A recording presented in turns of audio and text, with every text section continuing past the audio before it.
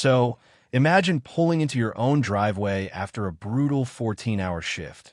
Your back is screaming, your hands are stained with grease and copper dust, and all you're dreaming about is a cold beer and the quiet of your workshop.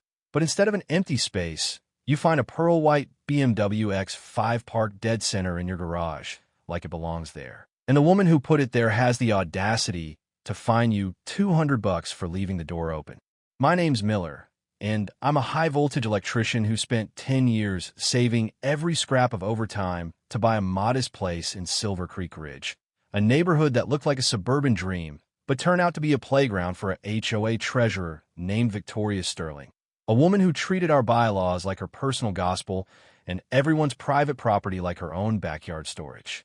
That first evening was surreal because I stood there with my garage remote in hand, clicking it like a madman as if the car would just vanish. But no, the metallic smell of her fancy leather was already mixing with the scent of my sawdust and motor oil, and when I looked toward my porch, there she was, sitting in one of my Adirondack chairs, scrolling through her phone with a look of pure, unadulterated boredom. I asked her as calmly as a man with a throbbing headache could why her car was in my shop, and she didn't and oppose to even look up at first. She just waved a manicured hand and said the community driveway ceiling project was an, quote, emergency infrastructure event, end quote, and that under a new pilot program for community cooperation, my garage had been designated as temporary overflow. There was no such program, of course, just a woman with a $1.2 million house and a husband on the city zoning board who thought the world owed her a velvet carpet wherever she stepped. And when I told her move it, she just gave me this thin, icy smile that didn't an oppose. T reached her eyes and told me to, end quote, learn the value of being a team player, Miller, end quote, before walking off with the click-clack of her designer heels echoing against my concrete. I woke up the next morning to a neon orange violation notice taped to my front door, citing, end quote, visual blight and security negligence, end quote, because my garage door had stayed open all night, which it had to because her SUV was too long for the sensors to clear, and that was the moment something shifted in me, because as an electrician, I'm trained to look for the short circuit, the hidden flaw in the system that makes the whole house burn down. I called my old roommate Silas, a guy who eats property law for breakfast and has a particular hatred for petty tyrants, and he told me something that changed the entire game. He said, end quote, Miller, people like Victoria Sterling Dawn and oppose. T just want your space, they want your submission, and the only way to beat a narcissist is to stop playing their game and start recording their crimes. End quote. See, Victoria wasn't oppose. T just a bossy neighbor. She was a predator in a blazer, and as I started digging through the county records during my lunch breaks, I realized Silver Creek Ridge wasn't oppose. T just a neighborhood. It was a harvest field for her real estate staging business, where she and her husband Julian would identify houses owned by, end quote, low compliance residents, end quote, mostly elderly folks like Mrs. Gable next door or blue-collar guys like me, and they'd hammer us with fabricated fines until the equity bled out and we were forced to sell, usually to a shell company they owned. It was a beautiful, disgusting cycle of suburban cleansing, and I realized my garage wasn't oppose. T just a parking spot for her. It was a test of my breaking point, because if she could take my workshop, she could take my home, and that's when I decided to give her exactly what she wanted, a total lack of resistance and a front row seat to her own destruction. I spent the next week playing the role of the defeated peasant, even apologizing to her for my, end quote, outburst, end quote, while I secretly coordinated with Mrs. Gable and a guy named Leo down the street who had been fined in a bankruptcy over the color of his mailbox. And we started building a digital fortress, installing high-definition, 4K motion-activated cameras hidden in birdhouses and gutter spouts that fed directly to a cloud server Victoria couldn't and oppose. T-touch. Then, I told the HOA board I was taking my daughter, Maya, on a 2-week off-grid camping trip to the Cascades to, end quote, clear my head, end quote, and I made sure Victoria heard me say I'd be leaving the garage side door unlocked so, end quote, community maintenance, end quote, could access the electrical subpanel if needed, which was the ultimate bait for a woman who couldn't and oppose. T resist total control. The second our truck hit the highway, the trap was set, and while Maya and I were catching trout and sleeping under the stars, my phone, which I'd secretly kept on a satellite link, was blowing up with alerts from Leo, who was playing the role of the neighborhood watchman, and the footage we were getting was better than any crime thriller. Day 3, Victoria didn't in Oppos. T just parked her car in there. She brought in a crew of, assistants, to move my grandfather in Oppos' vintage welding table and my heavy-duty lathe in the backyard, covering them with cheap tarps in the rain so she could use my climate-controlled shop to stage high-end Italian furniture for an auction she was running on the side.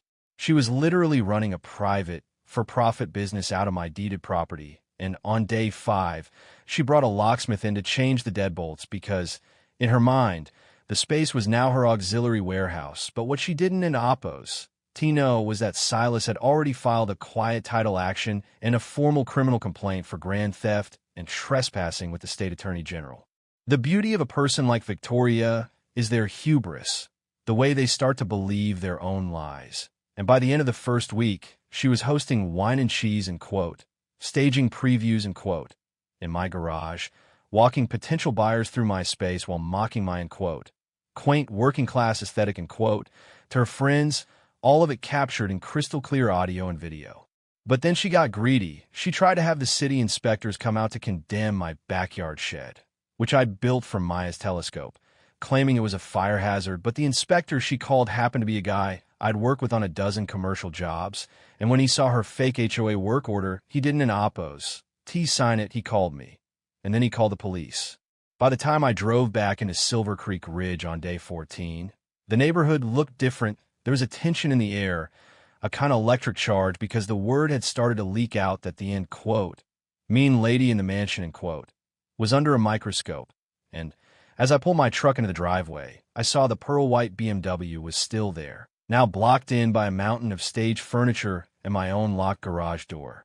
I didn't in Oppos to even go inside. I just stood on the sidewalk with Silas and the local sheriff, a no-nonsense guy named Miller, funny enough, who looked at the footage on my tablet and just shook his head, saying "Son, I've seen some ego in this town, but this is a whole new level of stupid."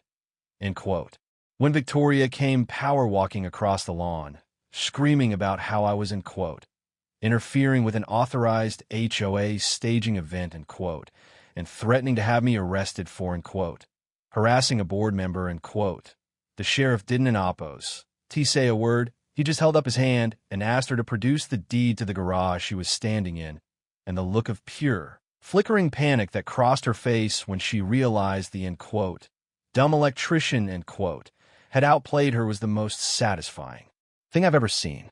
It wasn't in Oppos T just about the garage anymore, because once the state investigators started pulling the thread, the whole sweater unraveled.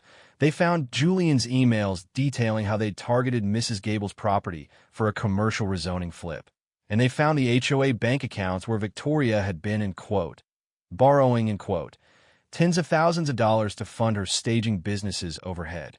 The aftermath was a landslide that buried their entire lives. Victoria and Julian ended up facing felony counts of wire fraud, embezzlement, and a civil RICO suit that stripped them of their home and their standing in the city. And the last time I saw her, she was in Oppos T wearing designer heels. She was sitting in the back of a cruiser, sobbing in her hands while the neighbors she'd bullied for years stood on their porches and watched in total, beautiful silence. I ended up getting a settlement from the HOA's insurance that paid off my mortgage and then some. But the real win was seeing the neighborhood breathe again, seeing kids playing in the street without someone measuring the height of the grass, and seeing Mrs. Gable's wind chimes finally hanging back where they belonged. But it makes you wonder, doesn't it, Oppos T, how many of these little suburban kingdoms are being run by people who think they're untouchable just because they have a clipboard and a title, and how many of us are just one bad neighbor away from losing the things we worked our whole lives for. I'm curious to know if you've ever had to deal with Victoria in your life, someone who thought your property was their playground, and how far you'd be willing to go to take back what's yours. Drop a comment below. Let's talk about whether the law is actually enough to stop these people, or if sometimes you just have to build a better trap. If you found this story satisfying, do me a favor and hit that like button and subscribe. It helps us keep exposing these petty tyrants. And stay tuned, because next time, I'm telling you about the city inspector who tried to fine a librarian for having a fire hazard book collection, only to find out she knew more about the law than he did. Thanks for listening, and remember, keep your eyes open and always keep the receipts.